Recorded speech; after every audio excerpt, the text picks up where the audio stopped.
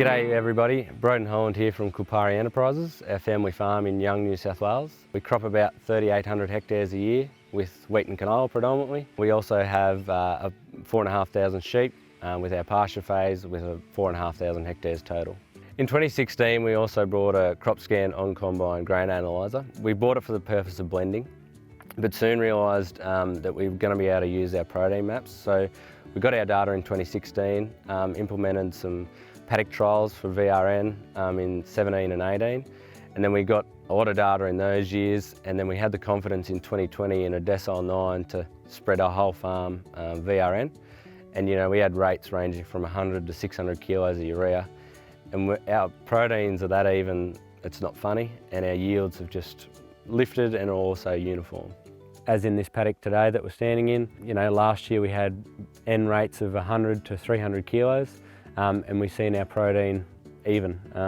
So that's exciting for us to be able to use our previous year's data to enable our N management for the future years. So in the past we had to think about our deep N testing, our rotation, all these factors that affect our N management, which we still use, but now we have the confidence with the protein maps to be able to go and spread that on a hectare or even less basis, and then enable us to use that data to also get a better understanding of what our nitrogen's doing, where it's moving to, and also driving our yields further. So in 2016, we had similar protein levels. We were around about that 11.4, but our yields were down around the 4.5 tonne to the hectare, which we thought were good, and we had a lot more rain that year. Coming forward to 2020, we had a little bit less rain, but we pushed our urea rates a lot higher because we had the data and the backing to do so. So we went a lot harder with our urea, and that actually increased our yields by probably a tonne or more. Our average protein only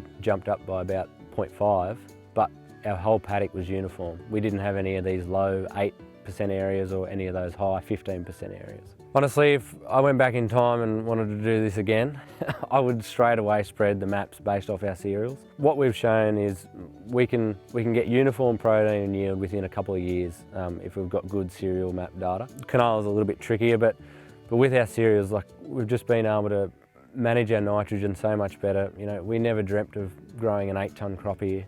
But we did last year, and the whole paddock averaged about 8 tonne across 270 hectares. And then the rest of our wheat, across our 1,600 hectares of wheat, we averaged 6 tonne to the hectare. So that for us is an enormous feat, coming from a previous best of 5 tonne to the hectare. So next, obviously we've gotten rid of blending because our proteins are even. We'll just keep going with the maps. We'll just keep getting our harvest data, and hopefully we end up going back to blanket rate, which is what I think we're going to be this year. Last year we had, in this paddock here, we had about 6 zones ranging from 30 to 180 kilos of urea, and this year there's going to be 2. It'll be 100 and 120. That for us is exciting. We go back to blanket rate, which is easy, but at the end of the day we're going to be able to measure it. If we get differences in a year from frost or whatever, we have a measurement and we can just go back to our VR and it all stays the same.